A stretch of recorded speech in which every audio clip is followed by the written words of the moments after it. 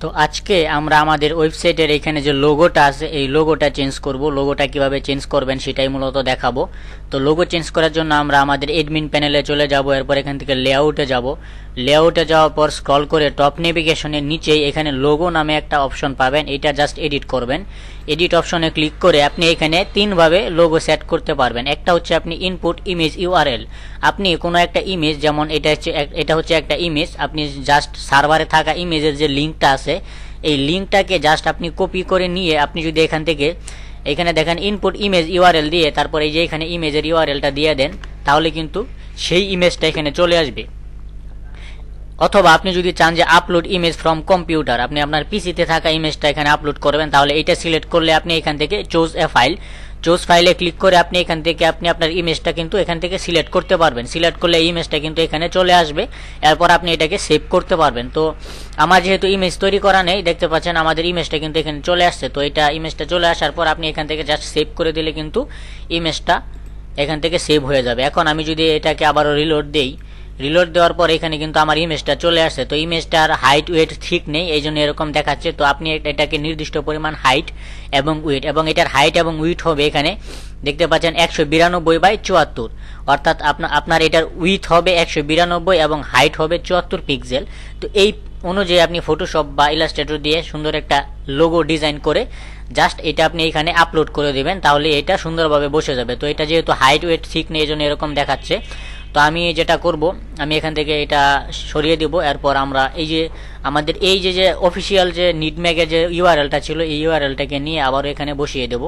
তো বসিয়ে দিলে কিন্তু আমার এটা হাইট ওয়েট ঠিক আছে।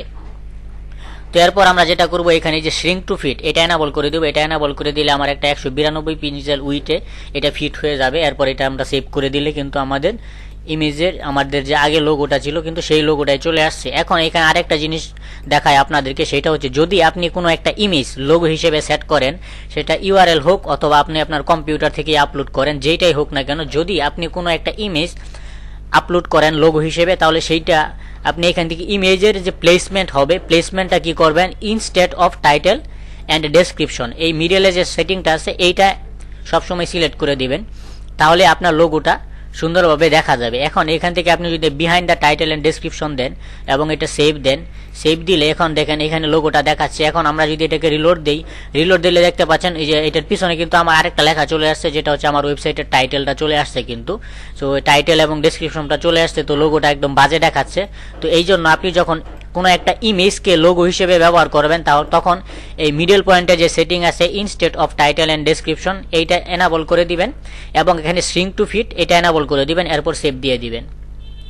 কিন্তু আপনি যদি চান যে আপনি কোনো ইমেজকে লোগো হিসেবে ব্যবহার করবেন না, শুধু ওয়েবসাইটের যে নামটা আছে ব্লগ টাইটেল এইটাকেই আপনি লোগো হিসেবে ব্যবহার করবেন, তাহলে আপনি এখান থেকে যেটা করতে পারেন, এই যে ইমেজের যে ইউআরএলটা ছিল এটাকে রিমুভ করে দিবেন। এটাকে রিমুভ করে দিয়ে আপনি এখান থেকে behind the title and description, অর্থাৎ এখন কিন্তু আমার এখানে দেখেন কোনো ইমেজ নাই, আমি ইউআরএল কেটে দিয়েছি এবং আমার পিসি থেকেও কিন্তু কোনো ইমেজ আপলোড করিনি, তো নো ইমেজ দেখাচ্ছে, অর্থাৎ কোনো ইমেজ আপলোড করা নাই।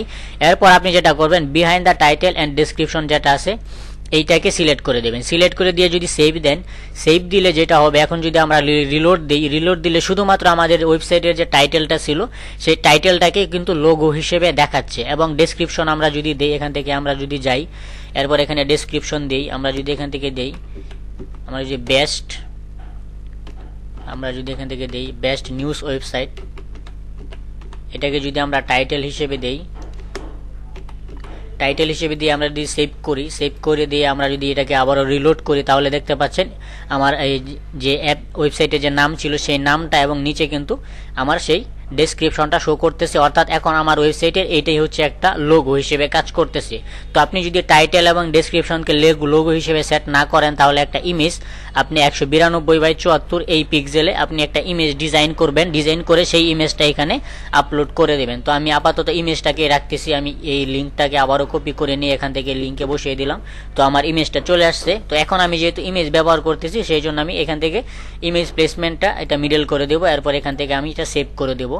এরপর আমি যদি আবার ওইটাকে রিলোড দিই, এখন কিন্তু আমার সেই টাইটেল এবং ডেসক্রিপশন চলে গেছে, শুধু ইমেজটা এখানে লোগো হিসেবে সুন্দরভাবে ফিট হয়ে গেছে। তো এটা আমরা এখান থেকে আবারও এটার যে শ্রিঙ্ক টু ফিট এটা আমরা এনাবল করে দিয়ে সেভ করে দিলাম। তো এইভাবেই মূলত এখানে আপনি আপনার ওয়েবসাইটে যে লোগোটা সেটা সেট করতে পারবেন। এরপর এইখানে দেখেন আমরা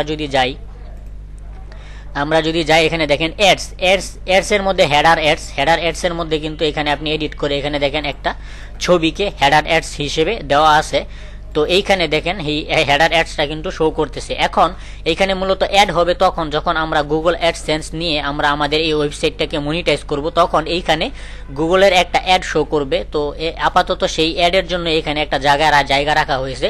তো আমরা যখন আমাদের ওয়েবসাইটটাকে মনিটাইজ করব তখন আমরা এখানে আমাদের অ্যাডের যে কোডটা হবে সেই অ্যাডের কোডটা এখানে বসিয়ে দিলেই কি হবে, আমাদের এইখানে কিন্তু অ্যাড শো করবে এবং এটাতে কোনো ইউজার যদি ক্লিক করে তাহলে কিন্তু আমাদের আর্নিং হবে এই ওয়েবসাইট থেকে। তো অ্যাড দিয়ে কিভাবে আর্নিং করতে হয়, কিভাবে গুগল অ্যাডসেন্সের জন্য অ্যাপ্লাই করবেন, কিভাবে আপনার এই ওয়েবসাইটটাকে আপনি মনিটাইজ করবেন সেটা আমরা ধারাবাহিকভাবে দেখাবো এবং তারপর আমরা এখানে অ্যাড বসাবো এবং এই অ্যাড প্লেসমেন্ট নিয়ে আমরা কাজ করব। তবে এখন করব না, এখন যেহেতু আমাদের ওয়েবসাইটটা রেডি হয়নি, তো এই জন্য এটা নিয়ে আমরা শেষে কাজ করব। তো আজকের ভিডিও এই পর্যন্তই। সবাই ভালো থাকবেন, সুস্থ থাকবেন, আল্লাহ হাফেজ।